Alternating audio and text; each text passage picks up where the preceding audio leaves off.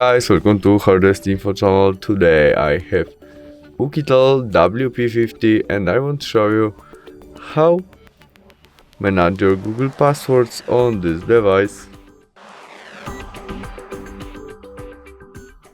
Our first step to do that is opening our Google Chrome application. In it we must tap on three dots on the right corner and there choose settings, where we have our password manager, and there we can manage our Google passwords, maybe to our Google Drive. We must click on it. Now we must enter our look screen to get connected to these passwords, and there we can copy our username, copy our passwords using this first icon, or after we press this icon our smartphone shows us password which remember. You can also share this to someone using this icon and send it to our friends maybe.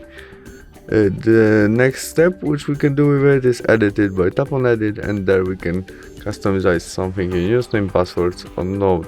But remember, when you change something, press save. The last thing is delete it by delete and confirm by delete again. That's all. Thanks for watching. See you soon. Bye.